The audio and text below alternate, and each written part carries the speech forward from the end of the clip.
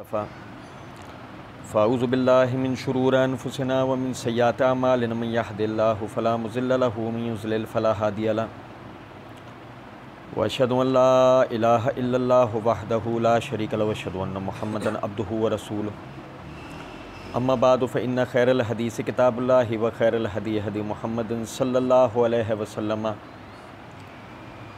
व शर्रल उमूर मुहदसातुहा व कुल्लु मुहदसतिन बिदातुन व कुल्लु बिदातिन ज़लाला व कुल्लु ज़लालतिन फ़िन्नार। औज़ु बिल्लाहि समीअ अलीम मिनश शैतानिर रजीम मिन हम्दिही व नफ़्ख़िही व नफ़्सिही। बिस्मिल्लाहिर रहमानिर रहीम। अल्लाहुम्मा सल्लि अला मुहम्मदिन व अला आलि मुहम्मदिन कमा सल्लैता अला इब्राहीम व अला आलि इब्राहीम इन्नका हमीदुम मजीद। अल्लाहुम्मा बारिक अला मुहम्मदिन व अला आलि मुहम्मदिन कमा बारकता अला इब्राहीम व अला आलि इब्राहीम इन्नका हमीदुम मजीद।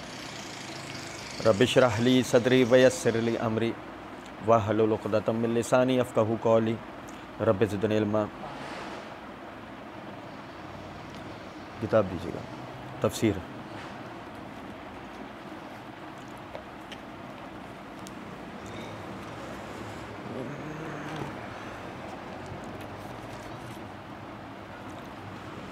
वलिल्लाहिल अस्माउल हुस्ना फ़दऊहु बिहा व ज़रुल लज़ीना युल्हिदून फ़ी अस्माइही सयुज़्ज़ौना मा कानू यामलून। अल्लाह रब्बुल इज़्ज़त के फ़ज़ल व करम से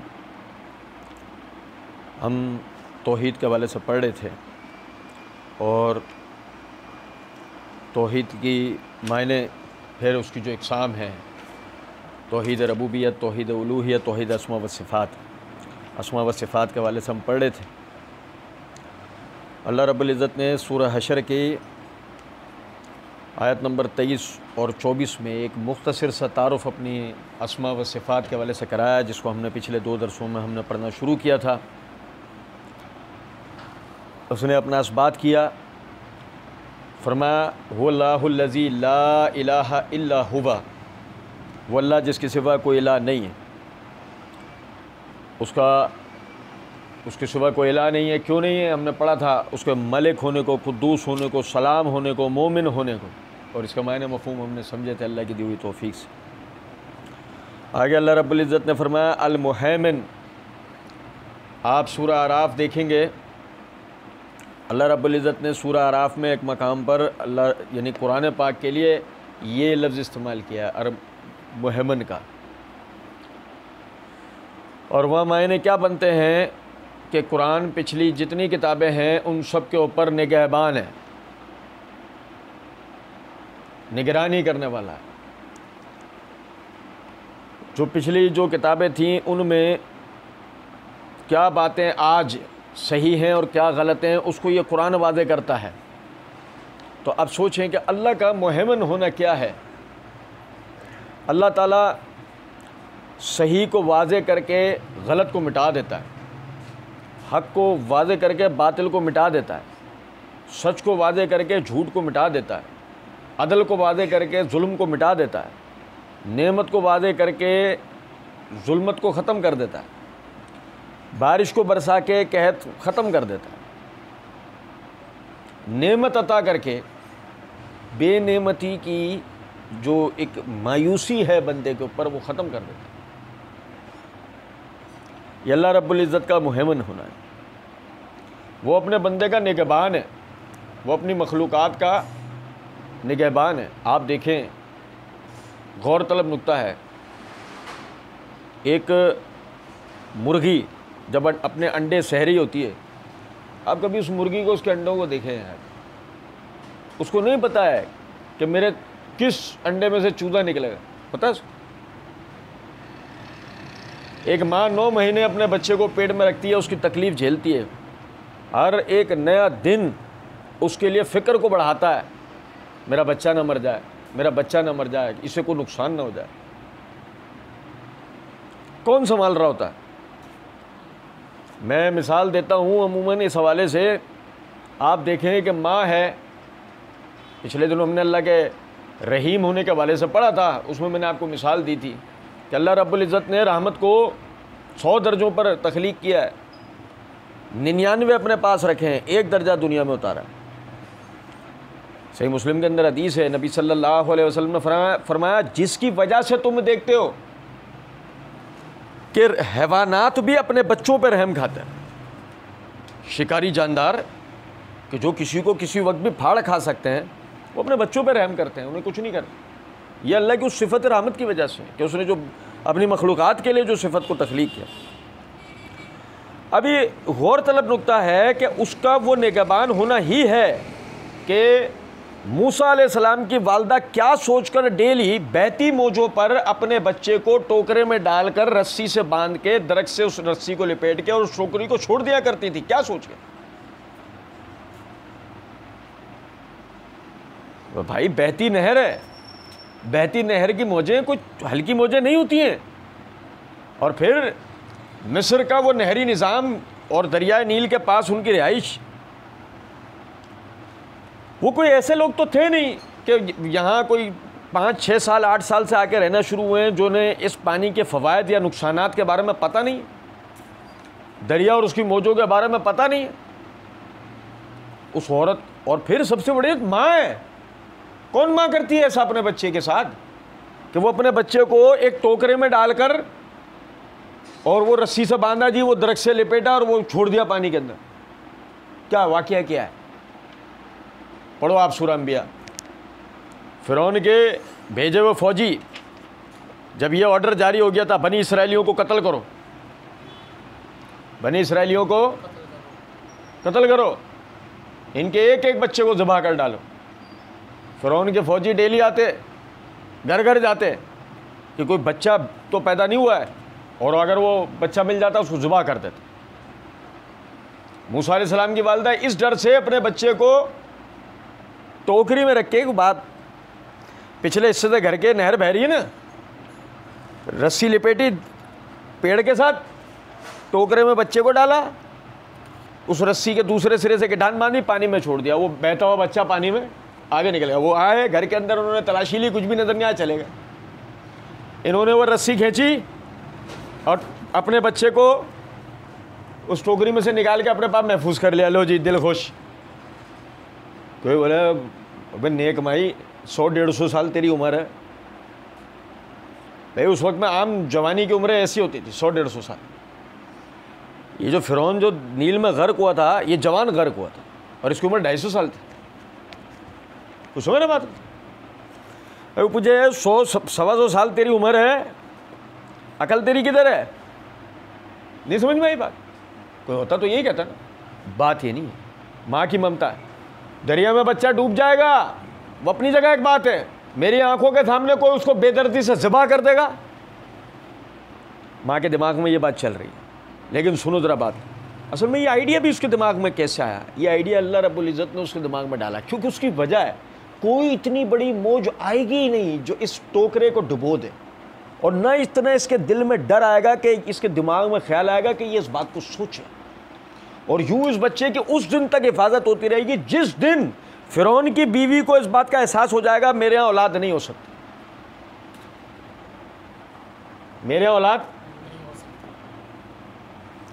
और अब वो अपनी खादिमाओं के साथ महल के पाए बाग में बैठी है, सामने से नहर बह रही है, अचानक से एक टोकरा आकर जो है वो लगता है, और जब वो उसके अंदर देखती है तो अंदर एक रोशन चेहरे का खूबसूरत, बेइंतहा खूबसूरत बच्चा उसके अंदर लेटा हुआ। तो ये क्या हुआ? आज रस्सी खुल गई, आज बच्चा बहता हुआ आया है, और आया किधर है? जहां अल्लाह उसको पहुंचाना चाहता। निगहबानी से डेली अल्लाह उसकी बच्चे की निगहबानी करता हुआ उसको मौजों से बचा रहा है, फौजियों से बचा रहा है, और अब सबसे बचा के उसको अल्लाह कहां ले आया? तो यहां तो उसका ज़िबा होना पक्का है ना, तो सीधा महल पहुंच गया है। लेकिन वो दुखियारी है, बे औलाद, फिरौन की चहीती बीवी अपनी खादिमाओं के साथ बैठी है, वो नज़र पड़ी बच्चे को, उसने सीने से लगाया, तो किसी खादिमा ने जाके बोल दिया गोरा बच्चा आया है, गोरा। भाई वो किप्ती थे ना सारे, फिरौन वाले किप्ती थे, सब सामने या मौजूदा हमारे सूडानी जो है, और वो सारे बनी इसराइली वो सब गोरे छिट्टे। गोरा बच्चा है, फौजी जो है वो तलवारें उठाए आ गए ज़िबा करने के लिए। उसने बोला मेरे हाथ में बच्चा, तुम्हारी जरूरत कैसे हुई? अच्छा, सारे फौजी पलट गए, गए जाकर जो है वो बादशाह सलामत, कौन? फिरौन। भाई बच्चा ऐसे से आता है, हम तो उसको ज़िबा करना चाह रहे थे, मैडम ने उन्हें नहीं दिया। मैडम ने उन्हें नहीं दिया। वो भी दंदनाते हुए आ गए मैडम के पास। मैडम ने भी 2 जलवे दिखा दिए उनको। नहीं, कुछ बात आ रही है समझ में? एक ही तो मेरी आंखों का तारा बनेगा ये, इतना सा बच्चा तुम्हारा क्या कर रहा है? और अगर ये इस तरह का कोई मामला हो, मार देना, हलाक कर देना। नहीं हुआ तो हम हमेशा अपना खिदमत गुजार बनेंगे, तो मेरी आंखों की ठंडक बनेगा। मेरे होते हुए इसको तू कुछ नहीं कर सकता। और भाई वो जिसने ये अहकामात जारी किए थे कि बनी इसराइली एक एक बच्चे को ज़िबा कर दो, उसी के सामने वो बच्चा मौजूद है, मार पा रहा है? किसने मजबूर किया उसको? उसको अल्लाह ने मजबूर किया है। लेकिन उसको अल्लाह ने मजबूर ऐसे रास्ते से किया है कि आज अकल तस्लीम नहीं करती इस बात कि उस जैसा जालिम और ख़तरनाक आदमी है औरत के कहने में आ गया। कुछ समझे हैं बात को या नहीं? जैसे देखो मूसा अलैहिस्सलाम की वालिदा का दिमाग उस वक्त ये काम नहीं कर रहा है कि अगर मैं बच्चे को ये बहती मौजों के साथ टोकरे को जोड़ूं, ये टोकरा संभाल पाएगा बहती मौजों को? नहीं। बिल्कुल उसी तरीके से आप समझें कि क्या बीवी का चेहरा फिरौन को उसके हुक्म से हटा पाएगा? सवाल नहीं पैदा होता। लेकिन असल में करने वाला कौन था? अल्लाह रब, जो निगहबानी कर रहा था अपने एक रसूल की, जो निगहबानी कर रहा था अपने एक। देखो यूसुफ अलैहिस्सलाम वाले वाक़े में, जिस कुएं में उनके भाई फेंक कर गए थे, वो कुआं बंजर कुआं था, रेत उसके ऊपर अटी हुई थी। कोई करीब जाएगा ना, यानी रेत पर चलता हुआ उस तरफ जो कोई करीब जाएगा तो उसको आसार नजर आएंगे कि यहाँ पे कुआं है, वरना दूर से तो कोई शनाख्त नहीं कर सकता कि इस जगह कुआं भी है। और वो शहर नहीं है, वो एक बेआब हो गया रेगिस्तान है। भाई फेंक गए कि कुएं में सिसक सिसक के मर जाएगा। और या फिर कोई काफिला गुजरा तो उस वक्त में गुलामों को खरीदने फरोख्त करने का तस्वुर था, कोई काफिला इसको निकाल के ले जाएगा, बेच देगा, हमारी इससे जान छूटेगी, हमारी इससे।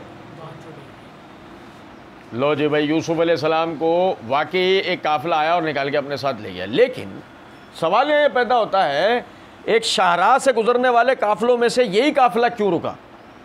और किसी काफिले के पास पानी ख़त्म नहीं हुआ, इसी के पास पानी क्यों ख़त्म हुआ?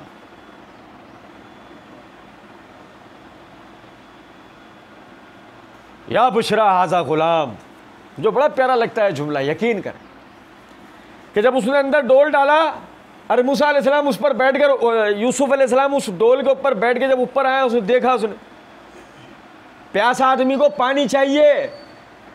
आप में से जो भाई रेगिस्तानी इलाकों में गए हो और रेगिस्तानी इलाकों की तपती हुई गर्मी उन्होंने बर्दाश्त, उस हालत में अगर उन्हें प्यास लगी हो तो उन्हें मेरी बात समझ में आएगी कि आपको वहाँ पानी चाहिए। पानी आपके लिए अगर कोई खुशखबरी है वहाँ तो क्या है? पानी। मैं इसको हदीस से मिसाल देता हूँ, छोड़ें मेरे आपके तजुर्बे को, छोड़ें।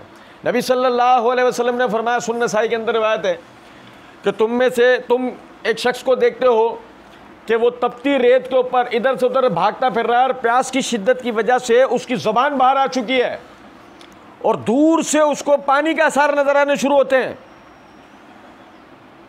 वो उसकी तरफ लपक के जाता है, लेकिन जब करीब पहुंचता है तो पता लगता है पानी नहीं था, धूप पड़ने की वजह से रेत चमक रही थी जो दूर से पानी होने का मंजर पेश कर रही थी। उसके दिल पे क्या गुजरेगी? साहबा से पूछा, उसके दिल पे क्या गुजरेगी?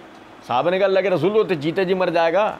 नबी सल्लल्लाहु अलैहि वसल्लम ने फरमाया, सूद खाने वाले की मिसाल बिल्कुल इस तरह है। वो अल्लाह से दुआएं कर रहा होता है और अल्लाह उसकी नहीं सुन रहा होता है। इस हदीस से हमें दूसरी बात क्या पता लगी? रेगिस्तान में क्या होता है? प्यास से जुबान तक बाहर आ जाती है। जब कुएं से डोल खींचा जाएगा, पानी होगा तो जुबान से निकलेगा, या बुशरा अलमाई, हाय खुशखबरी, पानी निकला गया है। पानी नहीं, सूखे डोल के ऊपर बैठकर एक बच्चा आया ऊपर, लड़का, तो प्यास की शिद्दत में पानी के लिए आवाज़ होनी चाहिए, इस बच्चे के लिए नहीं। लेकिन या बुशरा आजा गुलाम, क्यों चमक रहा है वो, ऐसे रोशन है जैसे ट्यूबलाइट। इतना हसीन बच्चा जिंदगी में कभी नहीं देखा उसने। उसी ज़बान से, प्यासे की ज़बान से बेख्तियार निकल पड़ा, हाय कितना खूबसूरत लड़का। ले गया, सारा सामान वहीं फेंक दिया, सारा सामान अपने साथ जो लाया था वहीं फेंक दिया, और बोरों में बच्चे को छुपा के ले गया। क्योंकि उसको डर था ना, काफिले में किसी और ने देख लिया, मेरे से छीन लेंगे जो मुझसे ताकतवर है, खुद ले आएंगे, बेच देंगे, मैं लेके जाऊंगा, मेरे को अच्छी कीमत मिलेगी। वहाँ अल्लाह ताला ने एक जुमला कहा है, यानी अल्लाह रब्बुल इज़्ज़त ने एक आयत उतारी उससे, और उन्हें पता ही नहीं था कि वो पैसों के बस किसका सौदा कर रहे थे। ओ भाई मेरे, और नहीं समझे यार बात। और अल्लाह की कसम, ज़मीन के ऊपर उस वक्त यूसुफ अलैहिस्सलाम से बड़ा कोई ख़जाना था ही नहीं। निगहबानी कौन कर रहा था? आप बंदा था। ये अल्लाह का मुहिमिन होता है। मिसालें बहुत, लेकिन जब हमें उसके निगहबानी का अंदाज़ा हो रहा है, आप देखें हम अपनी मुसीबतों में गैर अल्लाह को पुकार रहे होते हैं। सोचे आदमी इस बात को कि तुम जब यह कुरान पढ़ते हो, मतलब कुरान का मानने वाला, रसूलुल्लाह सल्लल्लाहु अलैहि वसल्लम की तालीमात का मानने वाला, वो जो खुद को तौहीद का लंबरदार कह रहा हो, जो ये कह रहा हो मैंने कलमा पढ़ा है, तो कलमे में क्या पढ़ा है? ला इलाहा, और इलाह होने का बात उसकी सिफात से किस तरह हो रहा है? वल्लाहुल्लज़ी ला इलाहा इल्ला हुआ, तो इल्ला हुआ तो मतलब क्या है? अल्लाह जिसके सिवा कोई इलाह नहीं। क्यों? कि वो मुहिमिन है, तो मतलब अल्लाह के सिवा कोई निगहबान। किसी और से आप पनाह मांग ही नहीं सकते, किसी और को आप चाह ही नहीं सकते, आप किसके आगे हाथ फैलाएंगे? फरमाया अल अजीज़, फरमाया अल अजीज़।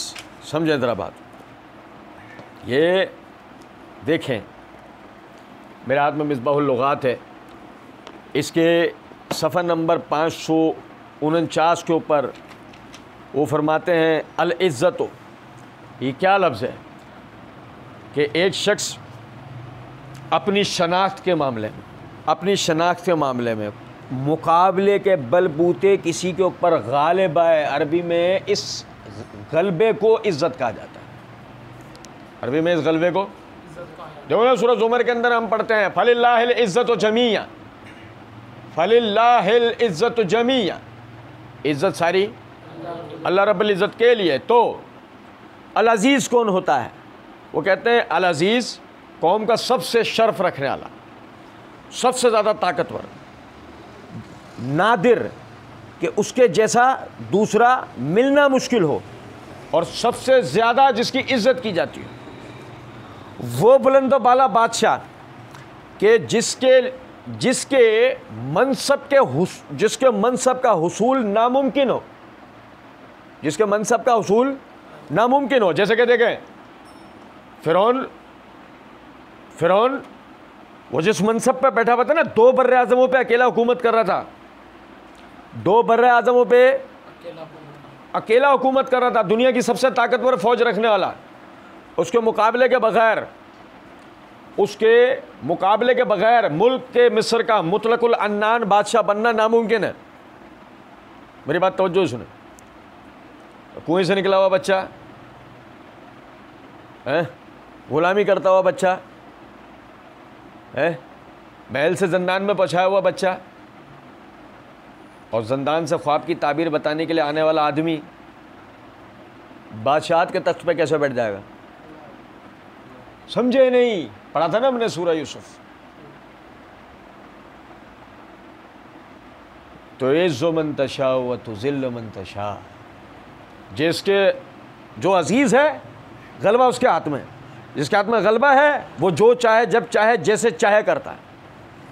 चरवाहों के बेटों को वक्त का सबसे ताकतवर बादशाह बना दे, और ताकतवर को नील में गर्क करवा दे। समझे या नहीं? दुनिया की सबसे ताकतवर फौज लेकर काबतुल्लाह पे हमला करने वाला अबरहा आश्रम मामूली सी परिंदों के हाथों मारा गया। तो ये जो मन तशा व तुज़िल्लु मन तशा बियदिकल खैर, वो बुलंद अज़ीज़ वो बुलंदो बाला बादशाह कि जिसके मनसब का हुसूल नामुमकिन हो और वो मगलूब नहीं हो सकता, उसे कोई उस पर गलबा पा सकता, उसे कोई आजिज़ नहीं कर सकता, उसे कोई आजिज़ अल्लाह ने तो दिया नहीं, फला मदार के ऊपर जाके मैंने दुआ करी ना तब पूरा हुआ है, वो तो अल्लाह से ज़बरदस्ती मनवा सकते हैं ना।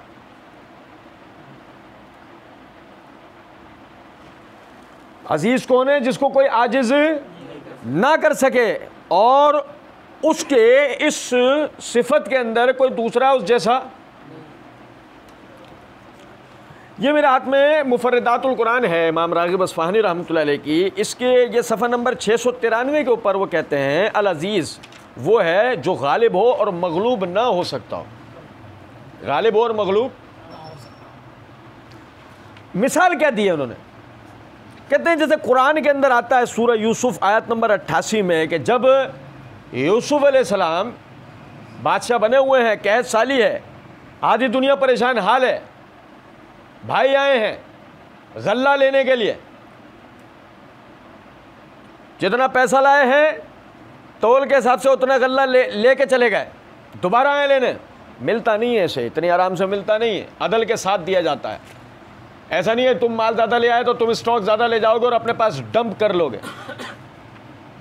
ऐसा नहीं है, अदल के साथ मिलेगा। मैंने बताया था सूरह यूसुफ में बहुत तफसील से। लेकिन मसला ये है कि जिस तरीके का कहते ख़त्म हो गया है, दोबारा है, फिर गल्ला लेना है, भाई भी साथ है इस दफ़ा में, छोटा वाला, वो पूरा बताया था। लेकिन जो जुमला बोला है वो बड़ा गौर तलब है, या अय्युहल अज़ीज़ हो, या अय्युहल अज़ीज़ हो मस्सना व अहलुना दुर्र। मिस्र के यानी जो बादशाह है, वज़ीर है, सॉरी, उसका लक़ब होता था अज़ीज़, उसका लक़ब होता था वजह, ऑर्डर उसका चलता था, ऑर्डर उसका। और मिस्र कौन सा? ये वाला, फिर दोहरा दूँ, 2 बर्रे आज़मों में फैला हुआ एक मुल्क, 2 बर्रे आज़मों में फैले हुए एक आदमी की सल्तनत, एक आदमी की, बाकी सारे उसके मुशीर हैं। ऑर्डर इसका चलता है।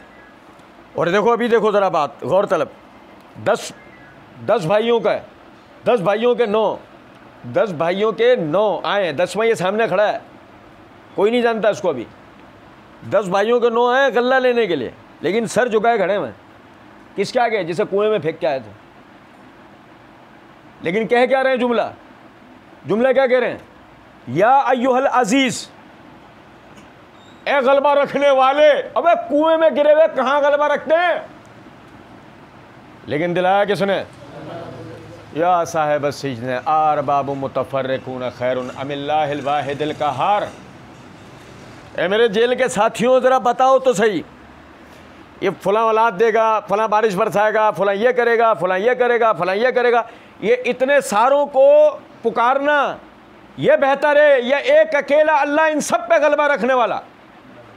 तो यही वजह है अल्लाह कहाँ ले गया अकेले को, जो सब पे गलबा रखने वाला।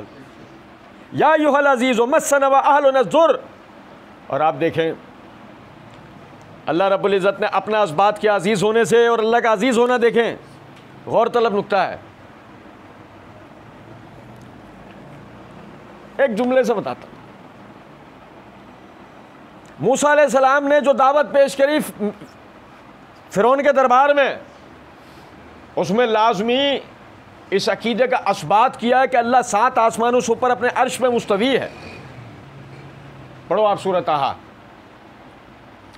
यही वजह नहीं पढ़ना क्यों है, ये तो मैंने बताई है बात कि उन्होंने ऐसा किया होगा। अब सूरह ताहा क्यों पढ़नी है वो मैं बता रहा हूँ आगे। फ़िरौन अपने वज़ीर इंफ्रास्ट्रक्चर से कहता है, यानी वज़ीर सनतकारी से कहता है, ए हामान मेरे लिए एक ऊंची इमारत तामीर कर। पिरामिड, एहराम मिस्र देखे ना, पिरामिड कितने ऊंचे बुलंदो बाला हैं, कहने लगे कहते हैं जिन्नात ने तामीर किए। सुनो जरा बात, होंगे, हमें क्या परेशानी। गौर तलब नुक्ता है, ए हमान मेरे लिए इतनी ऊंची इमारत तामीर कर, मैं उस पर चढ़कर मूसा के रब को देख सकूं। यह बज़ाहिर तंज किया है, किस बात के मुकाबले में? मेरा रब कहाँ है भाई? उसने इस तरह की कोई बात की होगी ना, देख फुला हैं, वो सूरज की बात करते हैं वो हमें दिखता है, फुला हैं, वो चांद की बात करते हैं हमें दिखता है, फुला हैं, दरख्तों की बात करते हैं हमें दिखते हैं, फुला भैंसे की इबादत करते हैं। मिस्र का तो था ना ये मज़हब, मज़ाहिर परस्ती का, वो भैंसे की बात करते हैं, कोई औरत की बात करता है, कोई मर्द की बात करते हैं, काली माता औरत है ना।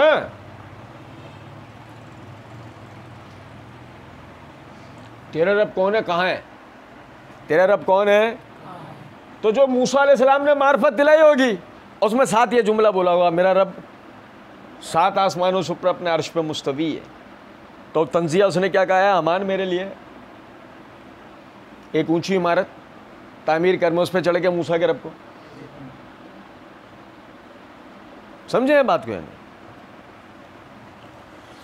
गौरतलब नुक्ता है, ये तंज कौन कर रहा है? जो बहुत ऊंचे तख्त पर बैठा हुआ, जो बहुत ऊंचे तख्त पर बैठा हुआ।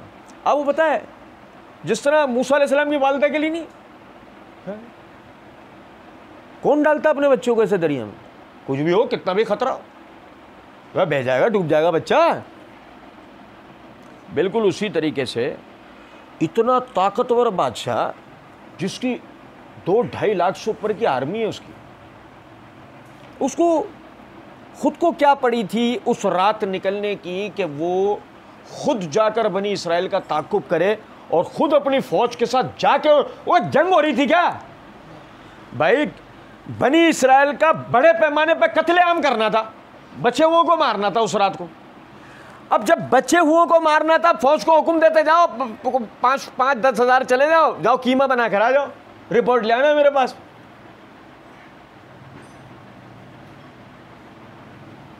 अब यार आप समझो ना, अबे छोटे मोटे जो ऑपरेशंस होते हैं, छोटे मोटे आर्मी के, नेवी के, इसके, तो उसमें क्या उनके ऑफिसर्स जाते हैं क्या?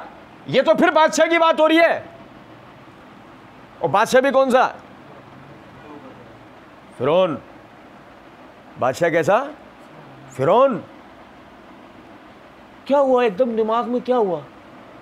आओ फौज लेके इनका ताक़ुब, वो हम मारेंगे, तुम तो बैठ जाओ, नहीं हम भी आए। क्यों? जो बुलंदो बाला इमारत तामीर करके मूसा के रब को झांक के देखना चाह रहा था ना, अल्लाह ताला उसको पूरी कायनात के लिए इबरत बनाना चाह रहा था। आ रहा है अपनी मौत की तरफ, खुद चल के आ रहा है। दुनिया की बनाई अल्लाह ने, मिट्टी में कब्रें, इसकी बनाएगा दरिया के अंदर का। आओ तुम अपनी मौत तक चल कर आओ, सबको दिखा के आओ, ऐलानन आओ, समझा कर आओ, दिखा कर आओ कि तुमने क्या कहा था। वो जादूगरों ने कह दिया आमन तो बेरब्बे मूसा। कौन से जादूगर? और फिरौन के दरबार में जिन्होंने रस्सियां फेंक के सांप दिखाए थे, कुछ भाइयों के चेहरे पे मुस्कुराहट आ गई, उन्हें कुछ याद आ गया एकदम से, ये रस्सियां फेंक के सांप कौन दिखाता है? ऐसे ऐसे ना। तो उन्होंने कह दिया, ये भी कह देंगे इंशाल्लाह एक दिन ऐसा, लेकिन उन्होंने उस दिन कह दिया आमन तो बेरब्बे मूसा। रोशन हाथ देखकर, असा को अस्दहा बनते हुए देखकर उन्होंने कह दिया आमन तो बेरब्बे मूसा, हम मूसा के रब पे ईमान लेकर आए। फिरौन ने सुना, जवाब में कहा किसकी इजाज़त से तुम इसके रब पे ईमान लाए हो? तुम्हारे मुखालिफ सिमतों से हाथ पैर कटवा के तुमको मसलूब कर दूंगा, स्लैब पे टांग दूंगा। नहीं समझो बात को? अना रब्बुकुमुल आला, मैं हूं वो उससे भी आला जो मूसा बयान कर रहा है। और अब आ रहे हैं घोड़े पे सवार होके, खुद आ रहे हैं, खुद जा रहे हैं मरने, और इन्हें मारने वाला भी नजर नहीं आएगा। आएगा? इतना ज़बरदस्त गलबा रखने वाला आदमी, इतना ज़बरदस्त आदमी, दुनिया की जलील तरीन मौत मार दिया किसने? फलिल्लाहिल इज़्ज़तु जमीअन, सारी की सारी इज़्ज़त अल्लाह रब्बुल इज़्ज़त के लिए। वो अजीज़ है और कोई अजीज़ है ही, बाकी तो सब इबादुल अजीज़ है। सुनो ज़रा बात, अल जब्बार। और फिर देखो ज़रा अजीज़ से ये बात भी समझो वल्लाहुल्लज़ी ला इलाहा इल्ला हुवा, वो अल्लाह, उसके सिवा कोई भी इला नहीं है। तो मतलब क्या बना अजीज़ होने से? अल्लाह के सिवा कोई भी गलबा रखने वाला, क्यों किसी चीज़ पे गलबा रखता हूँ। यहाँ मैं आपको बताऊँ एक बात, अल्लाह ताला मुझे माफ़ करे, मैं एक समझाने के लिए बात करूँ। सुलेमान अलैहिस्सलाम के कब्ज़े में जिन्नात हैं, सुलेमान अलैहिस्सलाम के कब्ज़े में जिन्नात हैं, बैतुल मक़दस तामीर करवा रहे हैं। क्या तामीर करवा रहे हैं? पहली तामीर, बैतुल मक़दस तामीर करवा रहे हैं। तख्त लगा, अपने आसा ऐसे रख के इस पर हाथ टेक कर, इस तरह जैसे रोप के साथ आप बैठा करते थे, आकर बैठे, ये जिन्नात काम पर लगे, रूह कब्ज़ हो गई, इंतकाल हो गया। पढ़ो आप कुरान, इंतकाल हो गया। वो जिनके लिए कुरान ने तारीफ ये बयान की है, काला इफरियतुम मिनल जिन्न, जिन्नात में से भी जो मॉन्स्टर किस्म का था, उसने कहा, वो जो बड़े बड़े मॉन्स्टर जो काम कर रहे थे, ये 8-10 फुट कद रखने वाले आदमी से रोब इतना है, काम में लगे हुए हैं कि ये बैठा हुआ है और उसकी रूह कब्ज़ हो चुकी है, किसी को भी नहीं पता वो अपने रब की तरफ जा चुका है, किसी को भी नहीं पता, सब तामीर में लगे हुए हैं, सब काम में लगे हुए हैं। अचानक से दीमक लगी असा पर, दीमक, और वो काटती चली गई, असा कमज़ोर हुई और वज़न की वजह से आप एक पहलू पर आ गए। जैसे ही एक पहलू पर आए तब उन्हें अंदाज़ा हुआ कि इनका तो इंतकाल हो गया।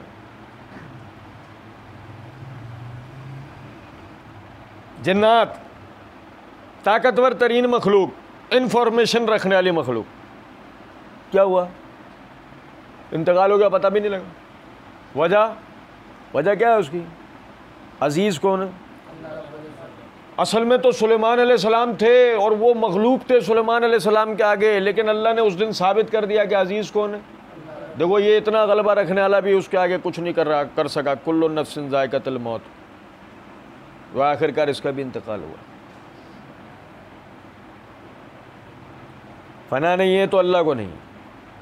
फरमाया अल जब्बार, अल जब्बार। देखें, ये मेरे हाथ में मिसबाहुल लुगात है। मिसबाहुल लुगात के सफ़ा नंबर 99 के ऊपर वो लिखते हैं, जबरा जुबूरन व जबरन व इन जबरा व तजब्बरा व इस्तबरा।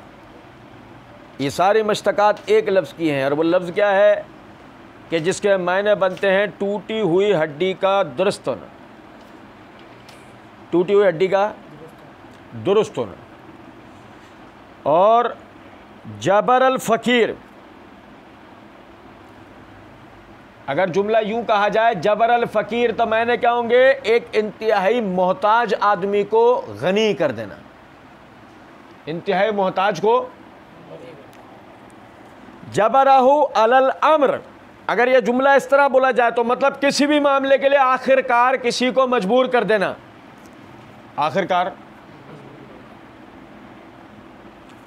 वो कहते हैं अल जब्बार, अल्लाह रब्बुल इज़्ज़त के अस्माए हुस्ना में से एक है कि जिसके मायने कब्ज़ा रखने वाला, तसल्लुत रखने वाला, सब पे कहर ढा देने वाला, और जिसके लिए तकब्बुर और सरकशी यानी कि बुलंद होना जायज़ है। क्या मतलब है? अल्लाह रब्बुल इज़्ज़त जब्बार है, मुराद 3 चीज़ों में, मतलब उसने जो मैकेनिज़्म बनाया है उस मैकेनिज़्म के अंदर कोई भी उसको हरा नहीं सकता, उसमें टेढ़ नहीं कर सकता। वो फ़कीर को गनी करने के ऊपर कादिर है, उस फ़कीर को जिसको कोई भी गनी नहीं कर सकता। मैं भी हम पढ़ेंगे इंशाअल्लाह। वो मजबूर करने पर कुदरत रखता है, उसका तसल्लुत और कब्ज़ा है। सुनिए ज़रा बात, ये मेरे हाथ में मुफरिदातुल कुरान इमाम राग़िब अस्फ़हानी रहमतुल्लाह अलैह, सफ़ा नंबर 168 के ऊपर वो कहते हैं जब्बार अल्लाह रब्बुल इज़्ज़त की सिफत है। क्या मतलब है इसका?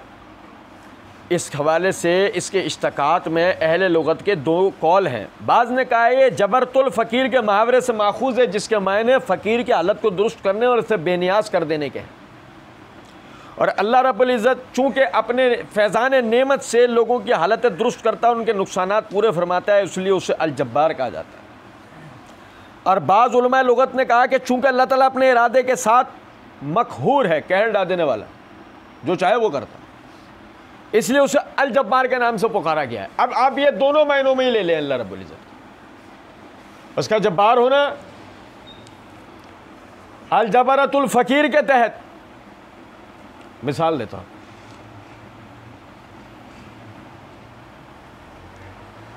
अय्यूब अलैहिस्सलाम बीमार हुए, और यहाँ मैं फिर याद दिलाऊँ, मैं अय्यूब अलैहिस्सलाम का जिक्र आता है, मैं इस बात की तरफ तवज्जो दिलाता हूँ भाइयों को, इस पर तवज्जो रखनी चाहिए। अय्यूब अलैहिस्सलाम को बीमारी क्या हुई थी, ये किसी सही रिवायत से साबित नहीं है, और यह कहना उनको कीड़े पड़ गए थे जिस्म में, यह गुस्ताखी है, ये यहूदों नसारे की मन गढ़ंत रिवायात। हमारे दीन के अंदर इसका कोई तसव्वुर नहीं है, हमारे दीन में इसका कोई तसव्वुर नहीं। अच्छा सुने ज़रा बात को ना, अर्ज़ ये कर रहा था, अय्यूब अलैहिस्सलाम बीमार हुए, उस बीमारी के इलाज में उनके सारे पैसे लग गए, और इन अय्याम के अंदर उनके सारे के सारे अहले बैत इंतकाल कर गए, बाज़ उन्हें छोड़ के चले गए, सिर्फ एक बीवी बची, सिर्फ एक बीवी बची, और वही उनकी खिदमत किया करती। अय्यूब अलैहिस्सलाम ज़ईफ़ुल उम्र होते चले गए बीमारी में, यहाँ तक कि उनके बाल सफ़ेद हो गए, उनके जिस्म पे बुढ़ापे के आसार नुमायाँ हो गए। समझे हैं बात क्या? नहीं समझे। पैसे नहीं है अब उनके पास इलाज के लिए, बीमारी बाकी है उनके अंदर, वो इसी हालत में अपनी ज़िंदगी के दिन इंतहाई तकलीफ़ में गुजार रहे हैं। बीवी शहर के घरों में काम करती है, उससे जो उजरत मिलती है अपना और अपने शौहर का पेट भरती है। इन हालात में वो ज़िंदगी बसर कर रहे हैं, और जब एक दिन ऐसा आता है कि वो उनसे खाना और दवा मांगने में जल्दी कर रहे होते हैं, और ये थकावट की वजह से टेक लगाए बैठी हुई होती हैं, तो कहती हैं कि बस कर दे, तो ये देख कि मैं तेरे लिए क्या कुछ नहीं कर रही हूँ, मैं पूरे शहर के अंदर जो है वो यानी कि काम भी कर रही हूँ, उसको कमा के ला रही हूँ, उजरत वगैरह ये सब, फिर तेरे भी मामला देख रही, तू मुझे बातें सुना रहा। अय्यूब अलैहिस्सलाम ने उस वक्त अल्लाह रब्बुल इज़्ज़त से दुआ की, या रब्बी इन्नी मस्सनी अस्सू व अंता अर्हमुर राहिमीन, ऐ मेरे रब अब मुझे बहुत तकलीफ़ हो रही है, और तू सब रहम करने वालों से बड़ा रहम करने वाला। अल्लाह रब्बुल इज़्ज़त ने कहा अपने पैरों की तरफ देखिए। उन्होंने अपने पैरों की तरफ देखा, वहाँ से पानी उबलना शुरू हो गया। फरमाया इसमें गुस्ल कर लें। उन्होंने गुस्ल कर किया उसमें। जब वो गुस्ल करके फारिग हुए, अपने हाथ पैर देख रहे थे, उनके हाथ पैर बिल्कुल ऐसे हो चुके थे जो आज से 100-150 साल पहले उनकी जवानी के वक्त में बीमारी से पहले थे। बाल दोबारा स्याह हो चुके थे, और अभी अंदर पानी में ही थे। आसमान से सही बुखारी किताबुल अंबिया में रिवायत है, सोने की तितलियां गिरना शुरू हो गई, और अय्यूब अलैहिस्सलाम ने अपना कपड़ा उठाया, वो जो पहना हुआ था वो कपड़ा उठाया, और उसमें वो सोने की तितलियां जमा करना शुरू हो गए। रिवायत के अंदर अल्फाज हैं, अल्लाह रब्बुल इज़्ज़त ने कहा ए अय्यूब ये क्या कर रहे हो?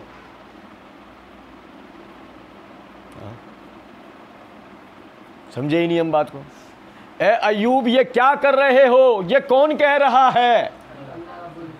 यालमु मा बैन ऐदीहिम व मा खल्फहुम यालमु मा तुसिर्रून व मा तुलिनून इन्नल्लाह अलीमुम बिज़ातिस सुदूर इन्नल्लाह बिमा तामलून खबीर इन्नल्लाह बिमा यालमून खबीर। अल्लाह से कोई चीज़ भी पोशीदा वला रत्बिन वला याबिसिन इल्ला फ़ी किताबिन मुबीन। अल्लाह ने तो हर खुश्क और तर चीज़ को पहले से ही लिख दिया था। वुकू के बाद क्या इल्म आएगी, पहले से अल्लाह के इल्म में। और अयूब से कह रहे हैं अयूब तुम ये क्या कर रहे हो, और छोड़ो यार, अल्लाह बसीर है। उस दिन पढ़ा है ना मैंने, हम थोड़ी हैं, हमें थोड़ी दिखता है, अल्लाह में दिखाता है। असल में देखने वाला कौन है? ए अयूब ये क्या कर रहे हो? इस कैफियत का पता लगे कि अल्लाह जब्बार कैसे है। हमें जब्बार के मायने समझ में आए, अल्लाह पूछ रहा। अयूब अलैहिस्सलाम ने जवाब के अंदर कहा, ए अल्लाह आपकी रहमत को जमा कर रहा हूं, आपकी रहमत को। समझे हैं बात क्यों नहीं? अल्लाह रब्बुल इज्जत ने जो कुछ भी दवा इलाज के नाम पर जो भी मईशती एतबार से नुकसान करके उन्हें आजमाया था, उन्हें नुकसान दे के आजमाया था, आज अल्लाह रब्बुल इज्जत ने सोने की तितलियां कहाँ होती हैं? गिर रही हैं, सोने की तितलियां गिर रही हैं उन पे, सारा अल्लाह ने उनका पैसा उनको लौटा दिया। वरना सोने की तितलियां कहाँ होती? पानी से कौन सही हुआ है? पानी से कोई सही होता है? और GCD वाले ग्राउंड में नहा लो तो दाने साफ हो जाते हैं, वो उसमें सल्फ्यूरिक एसिड है इसलिए आते हैं, वो करामत नहीं है। सुनो जरा बात, गौरतलब नुक्ता है कि पानी से सही होगा नहीं, और कल्लाश है क्या कर लेगा? पानी से शिफा मिल गई, सोने की तितलियां गिर गई, दोबारा से वही अमीर कबीर किस्म की ज़िंदगी उनकी दोबारा लौट आई, वही सब अहलो अयाल, वही सारी दौलत, वही सब शोहरत, वही सारे मामलात। ये है अल्लाह का जब्बार होना। अल जबरतुल फ़कीर, वो गरीब को गनी कर देता है। देखो अय्यूब अलैहिस्सलाम को दोबारा से कैसे किया, वरना नामुमकिन था ये नामुमकिन था, जिसे अल्लाह ने सिर्फ क्या, या रब्बी इन्नी मस्सनी अस्सू, ए मेरे रब मुझे अब तकलीफ हो। और देखें अल्लाह का जब्बार होना उस एतबार से, अल जबरतु इलल अम्र, के किसी काम पर मजबूर करना।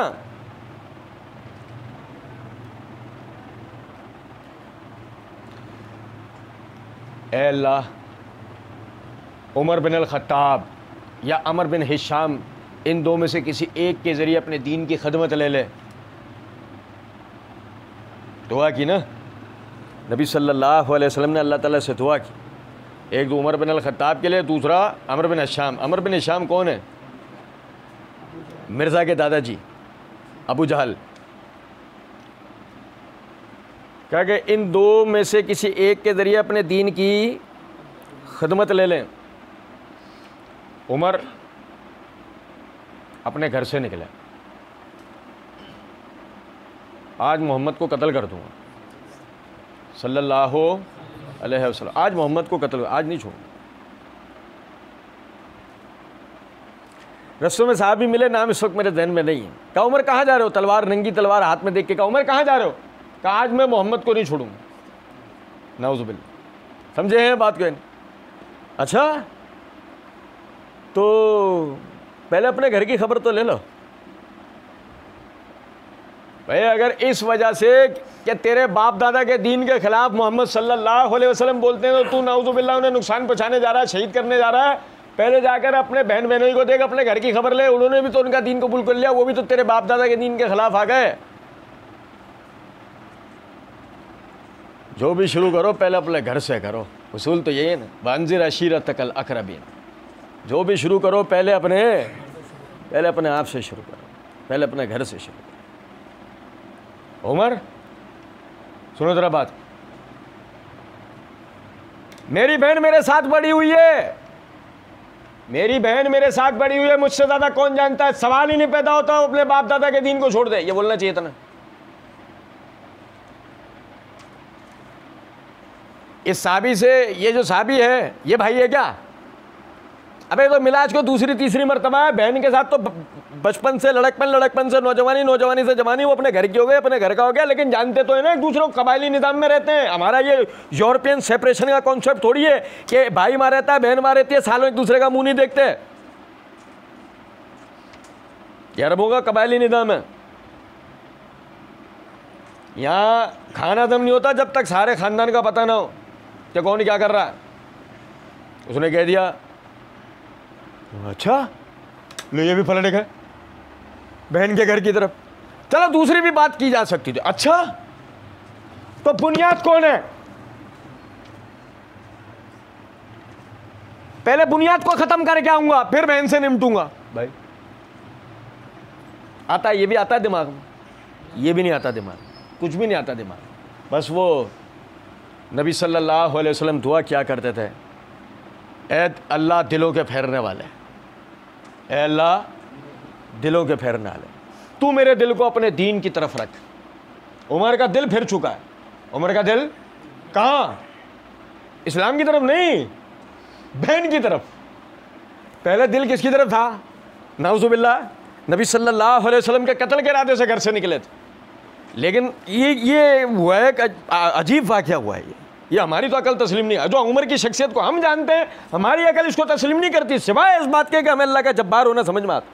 कैसा मजबूर कर दिया उमर को, कैसा दिमाग बना उमर का कि उमर पलट के जा रहे हैं अपने बहन बहनों के घर पे, दरवाज़ा बजाया, अंदर से सूरह मरियम की तिलावत की आवाज़ आ रही है। तो सूरह मरियम तो मैं इसलिए कह रहा हूँ, बाद में बहन ने उसको बताया है, अंदर से तिलावत की आवाज़ आ रही है। जैसे ही बहनों ने दरवाज़ा खोला, आओ देखा ना ताओ, मारना शुरू हो गया। बहनों ओ मार मार के लहू लोहान कर दिया। बहन बीच में बहन को मारा, उसको ठोकर लगी, में जाके टकराई कुर्सी से, सर फट गया, खून निकला। वो आई बीच में, तुम्हें जान से मार दे, हम मोहम्मद के दीन को नहीं छोड़ेंगे। बहता हुआ खून देखा, बहन का जज्बा देखा, रुक गया, सांस फूली, एक तरफ बैठे। कुछ देर तक सांस की बहाली की, कहेंगे अच्छा वो दोनों स्वयं में खड़े हुए, कभी भी कुछ भी कर सकता है। नहीं समझे कुछ बात? अच्छा ठीक है, क्या है उसकी तालीमात, क्या क्या पढ़ रहे थे तुम? अभी सुनाओ मेरे को, हैं? ओ भाई मेरे, ओ भाई सुनो यार, तवज्जो सुनो। ओ हमारा वाला पूरे 30 दिन में ख़त्म कर लेता है, नहीं समझ में आता कुछ भी, हिदायत में टके बराबर फायदा नहीं होता। होता है? तर्जुमा कुरान है, 10 फीट की ऊंचाई पे रखा हुआ, चोचो ने उसको पढ़ा है, अब पढ़ भी रहा था, हिदायत मिल रही है। देखो अल्लाह का जब्बार होना। सुनाओ, सुना सूरह मरियम, उमर रज़ियल्लाहु अन्हु के अपने अल्फाज हैं, मैंने ऐसा कलाम अरबों में भी नहीं सुना था। ये बहन को नहीं कह रहे, अपना वाक़या बताते हुए बता रहे कि जब वो मैंने सुना है, और मुझे उसी वक्त अंदाजा हो गया ये इंसान का कलाम नहीं है। निकले घर से, नबी सल्लल्लाहु अलैहि वसल्लम के पास आए, और आप देखें कैफियत उस वक्त भी, तलवार वही नंगी तलवार हाथ में लिए चलते आ रहे। हमजा चचा हमजा रज़ियल्लाहु ताला अन्हु वो दरवाजे पे बतौर गार्ड खड़े हुए, रसूलुल्लाह सल्लल्लाहु अलैहि वसल्लम के गार्ड की हैसियत से आप खड़े हुए थे। सामने से उमर को आते हुए देखा तो नबी सल्लल्लाहु अलैहि वसल्लम के एहतराम की वजह से पहले अंदर आए, और आगे कहने लगे उमर बिन अल खत्ताब नंगी तलवार लेकर आ रहा है, उसका क्या करना है? तो हमजा और उमर एक बराबर थे ना, बहादुरी में भी, शुजात में भी, उमर में भी, हर चीज़ में एक बराबर थे। उमर नंगी तलवार लेकर आ रहा है, क्या करना है? नबी सल्लल्लाहु अलैहि वसल्लम ने फरमाया इधर ही आने दे, ऐसे ही आने दे। नहीं समझे कुछ बात? किसके मानने वाले थे? अल जब्बार इलल अम्र, कि जो जिस चीज़ के लिए मजबूर करना भी चाहे ना तो मजबूर कर सकता है। अच्छा, मैं यहाँ से बात आगे ले आने से पहले आपको एक नुक्ता बताता हूँ। ये तो अल्लाह ने उनका दिल फेरा है। अल्लाह मजबूर करने पे कादिर होने के बावजूद भी मजबूर करता नहीं है। पता है आपको ये बात? अल्लाह तो हर शय पे कुदरत रखता है ना। अल्लाह जुल्म पे कुदरत रखता है, अल्लाह जबर पे कुदरत रखता है, मजबूरी पे, कि मजबूर कर दे किसी को, लेकिन ना जुल्म करता है और नहीं, क्योंकि जुल्म करेगा किस पे? क्या उससे कोई छीन सकता है कि जिसके इंतकाम के लिए वो किसी पे जुल्म करे? फ़इन्नमा अरादा यक़ूलु लहू कुन फ़यकून, जब हम किसी काम का इरादा करते हैं तो कहते हैं हो जा, वो हो जाता है। ये थोड़ी कि वो नहीं हो पाता तो फिर हम ये करते हैं, तो मजबूर क्यों करेगा?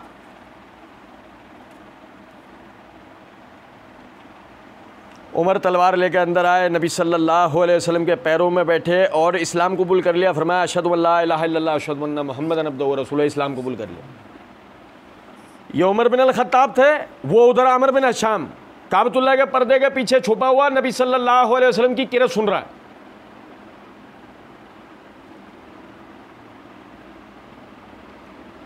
डेली रात की यही रूटीन है। नबी सल्लल्लाहु अलैहि वसल्लम सलातुल लैल पढ़ने के लिए काबतुल्लाह के अंदर दाखिल हुए। पता है इस टाइम आते हैं, उनके आने से पहले मस्जिद में घुसा, भाग के गया, काबतुल्लाह के पर्दे के पीछे छुप के खड़ा हो गया। नबी सल्लल्लाहु अलैहि वसल्लम पे जितना कुरान नाजिल हो चुका था, आप रात को सलातुल लैल पढ़ते थे, उसकी तिलावत किया करते थे। तो ये सुनता था कि क्या बोलता क्या है ये।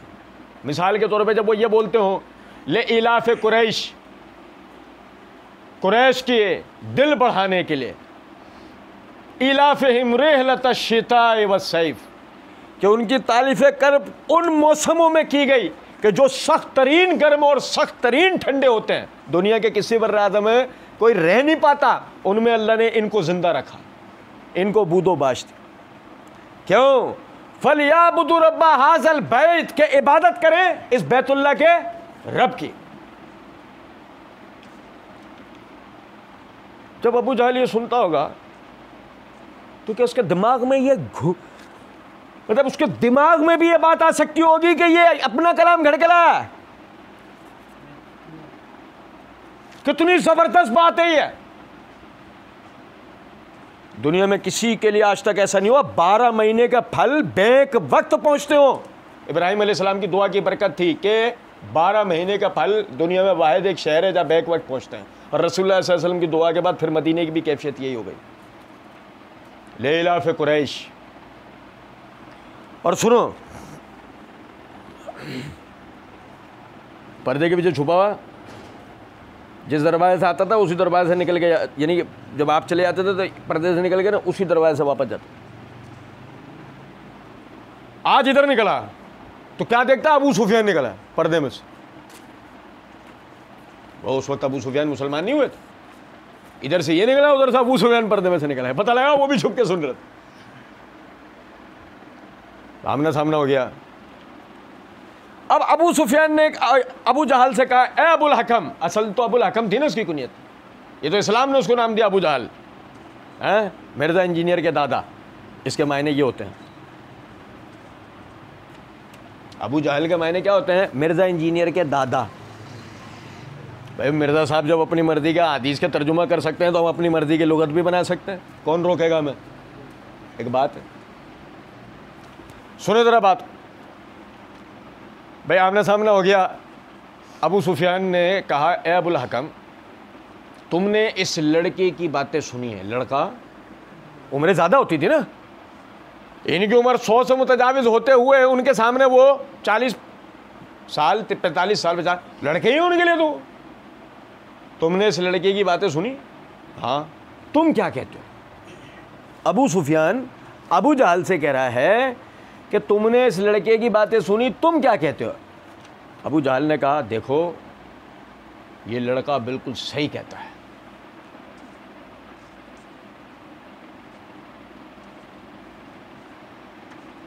ऐसे थोड़े हमने कह रहे हैं कि उनके दादा हैं। ये लड़का सही कहता है, लेकिन हम बनु उमैया ने कभी बनु हाशिम के आगे सर नहीं झुकाया। ये लड़का चाहता है हम इसकी सरदारी कबूल कर लें। ओ भाई मेरे, क्या है ये? कोई इल्मी बहस नहीं है, ये कोई अबू जहल की तरफ से इल्मी बहस नहीं है। इल्मी तौर पे उसके दिल में रासिख हो चुकी है बात कि मोहम्मद सल्लल्लाहु अलैहि वसल्लम जो भी बोलते हैं वो हक है, सच है, लेकिन कौमी नस्ली तासुब की वजह से कबूल करूँगा, और कबूल कर लेता, चलो कर लिया। अबू जहल ने कबूल कर लिया, मुसलमान हो गया।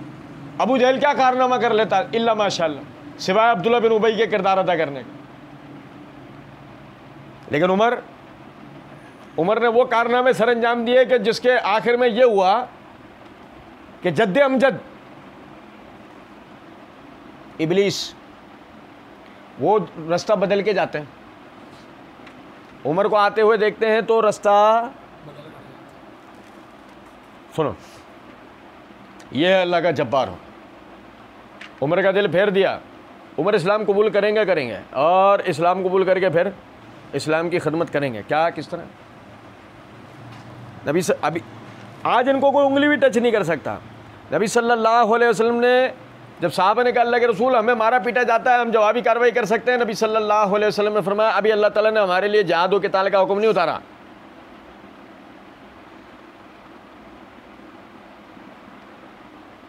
अभी तक तो कोई उंगली भी टच नहीं कर सकता था। अब आधा शहर काबतुल्लाह के दरवाजे पे उमर को मार रहा है और उमर पिट रहे हैं। क्यों?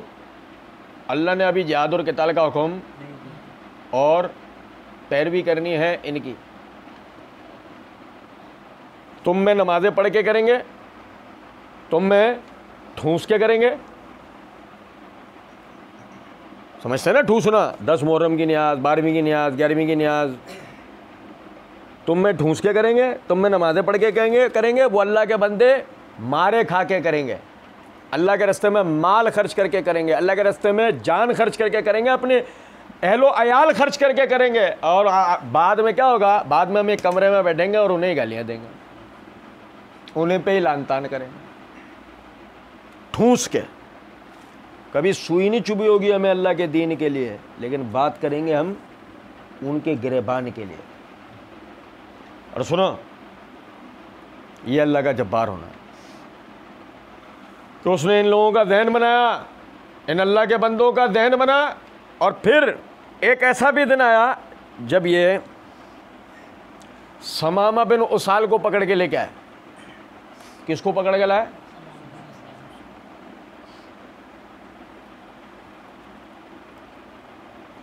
नबी सल्लल्लाहु अलैहि वसल्लम ने फतह मक्का के दिन कहा कि अब्दुल्ला बिन हंतब जो है काबतुल्लाह के पर्दे से भी लटका हुआ नजर आया, कत्ल कर देना। गुस्सा के रसूल था। और समामा बिन उसाल वो भी गुस्सा के रसूल था। गुस्सा के रसूल ये भी है, गुस्सा के रसूल। साहबा ने एक गज़वे में एक गोरिल्ला अटैक के अंदर उसको पकड़ लिया, इसके साथी मारेगा, ये गिरफ्तार हो गया। लागे मस्जिद नबी के सुतून से बांध के ना तलवारें निकाल के सब बैठ गए इंतजार में, लाइन लगा के। लेकिन हमारे वाले नहीं, थैलियों के इंतजार में बैठ जाते हैं। भाई एक मेरे छोटे भाई के लिए भी दे दो यार। तो हमारे वाले थैली अभी देखना 12 रबीउल अव्वल वाले दिन देखना। सुनो जरा बात, तलवारें लेकर बैठ गए सब इंतजार में कि नबी सल्लल्लाहु अलैहि वसल्लम आएंगे, अभी हम में से एक खुश नसीब को हुक्म देंगे इसकी गर्दन उड़ाने के लिए। वो साख रसूल की। नबी सल्लल्लाहु अलैहि वसल्लम आए, आके कहना समामा एक नज़र मुझे देख ले। कहा जजीरा अरब के ऊपर तुझसे ज़्यादा बदसूरत कोई आदमी नहीं होगा, नऊज़ु बिल्लाह। इसके बाद क्या होना था? नबी सल्लल्लाहु अलैहि वसल्लम ने कहा तुमने इसको खाना पानी दिया? सहाबा हैरत से आपको देख रहे हैं। इन्ना काला खुलुक़ नज़ीम, बेशक है नबी सल्लल्लाहु अलैहि वसल्लम आप इखलाक के सबसे बुलंद मर्तबे पर फायज़ हैं। वमा अर्सलनाका इल्ला रहमतल आलमीन, और हमने आपको तमाम कायनातों के लिए रहमत बनाकर भेजा। तुमने उसको खाना पानी दिया? हज़रत नहीं, इसका हाथ खाने के लिए इसका हाथ खोलो, उसको खाना पानी दो। आप चले गए। दूसरे दिन आया, दूसरे दिन भी यही, तीसरे दिन आया, तीसरे दिन भी यही। उसका यही जवाब होता, देखता ही नहीं आप। मैं तो जानबूझ के बोल नहीं रहा हूँ। पहले भी जुमला पढ़ के सिर्फ इसलिए बता दिया कि आपको बात का वज़न समझ में आ सके कि कितनी सख्त और कितनी जो ना मतलब ना समझ में आने वाली बात है कि जो अब हम आगे देखते हैं इसको। दिल और दिमाग नबी सल्लल्लाहु अलैहि वसल्लम की तरफ नहीं है, इस्लाम की तरफ नहीं है। तीसरा दिन आया, उमर रज़ी अल्लाह तआला अन्हु कहते हैं पूरी रात हमें नींद ही नहीं आई, हर बंदे ने जाग के पूरी रात गुजारी। सबको यही था कि सुबह नबी सल्लल्लाहु अलैहि वसल्लम आएंगे ना, तो हम में से किसी एक ने को हुक्म मिलना है कि इसको कत्ल करने का, हम इसको कत्ल करेंगे। अगले दिन सुबह नबी सल्लल्लाहु अलैहि वसल्लम आए, मुझे और अली को मुखातिब करके कहा जाओ इसको आज़ाद करके सरहद पार करवा के आओ। मदीने की सरहद से बाहर। नहीं समझे हो कुछ बात? एक वो है कि काबतुल्लाह के पर्दे से भी लटका हुआ हो तो कत्ल कर देना, और एक ये है इसको जाओ सरहद के पार छोड़ कर आओ, इनको पानी का बोला। सुने गौरतलब नुक्ता है,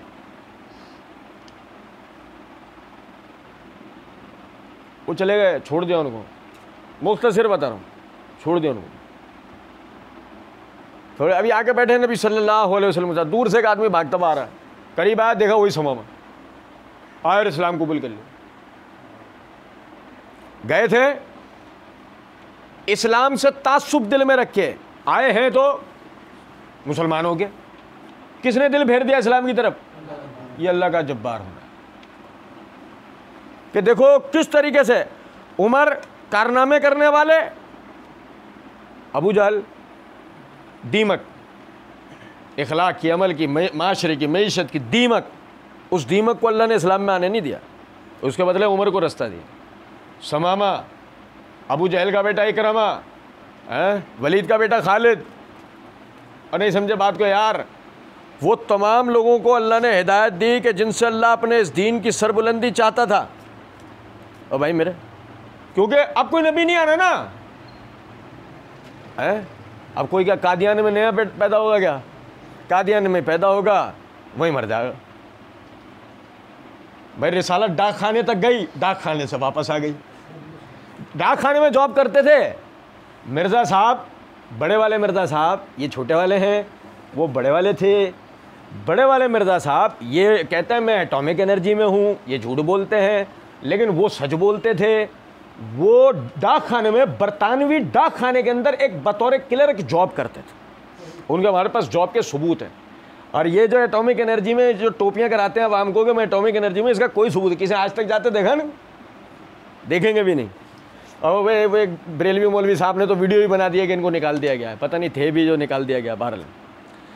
अच्छा देखें, गौरतलब नुक्ता है वो, आप देखें एक उनका मामला था, रिसालत का ऐलान किया, उनकी रिसालत किस दर्जे की है? घर से निकल के डाक खाने और डाक खाने से घर। और नबी सल्लल्लाहु अलैहि वसल्लम, आपकी नबूवत और रिसालत जजीरा अरब से निकल के यूरोप और अफ्रीका के बर्र आज़म, यहाँ तक के पूरे एशिया के अंदर फैली। नबी सल्लल्लाहु अलैहि वसल्लम ने फरमाया अल्लाह ताला रूए ज़मीन के ऊपर कोई ऐसा मकान नहीं छोड़ेगा जहाँ मेरी दावत पहुँचा ना दे। और आज अल्लाह के फजलो करम से दुनिया के अंदर नबी सल्लल्लाहु अलैहि वसल्लम के कार्टून बनाने वाला कार के अंदर एक्सीडेंट में चिल्ला चिल्ला के जलते हुए बुरी तरीके से तड़प तड़प के मर गया। उसका नाम किसी को नहीं पता होगा, लेकिन यह पता होगा कि कार्टून नबी सल्लल्लाहु अलैहि वसल्लम के बने थे। कार्टून बनाने वाला जल गया, कुत्ते की मौत मर गया, ये नहीं पता होगा। हम ये नहीं कह रहे हैं कि ये तो बहुत अच्छा हो गया, अच्छा तो वो होता जो हम चाह रहे थे, अच्छा तो वो होता। ये तो बस अल्लाह का हुक्म था, इसके साथ ही अपने अंजाम को पहुंचा। मैं सिर्फ अर्ज ये करना चाह रहा हूं, आप मेरी बात समझिएगा, उसे कोई नहीं जानता होगा, ये हर बंदा जानता होगा कि कार्टून किसके बने, बाकी नाम रहा मोहम्मद सल्लल्लाहु अलैहि वसल्लम का। ये अल्लाह का जब्बार हो। वरफ़ाना लका ज़िक्रक, हम आपके ज़िक्र को बुलंद करेंगे। और आपके ज़िक्र को अल्लाह रब्बुल इज़्ज़त ने बुलंद किया। अल्लाह रब्बुल इज़्ज़त समझने और अमल करने की तौफ़ीक दें। वमा अलैना इल्लल बलाग़।